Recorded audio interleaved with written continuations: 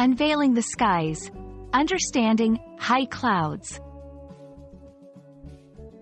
Hello, language enthusiasts. Today we're going to soar into the realm of meteorology and English language by exploring what high clouds mean, both literally and metaphorically.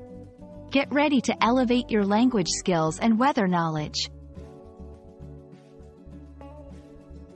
High clouds are a type of cloud formation found at altitudes of 20,000 feet or above. These clouds are often thin, wispy, and made primarily of ice crystals due to the colder temperatures at such heights. They are known as cirrus, cirrostratus, and cirrocumulus clouds in meteorological terms. High clouds are known for their delicate appearance and can often be seen gently painting the sky, especially during the morning or evening. They don't typically result in precipitation that reaches the ground, but they can indicate the approach of a weather system. In literature and poetry, high clouds can symbolize elevation, distance, or detachment. In everyday language, the term high clouds can be used metaphorically.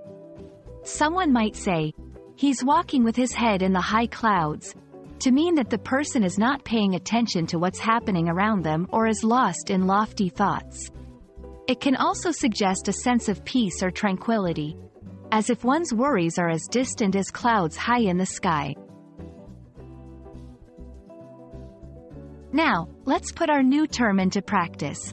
You could say, "The high clouds at dawn were a beautiful sight," or "She has such high clouds of dreams," aiming for great achievements.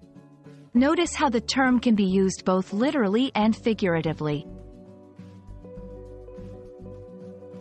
I hope you've enjoyed this journey through the skies learning about high clouds. Remember, the beauty of language lies in its layers of meaning, much like the layers of clouds in the sky.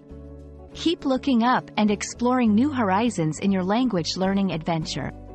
Until next time, keep your head high, maybe even among the clouds.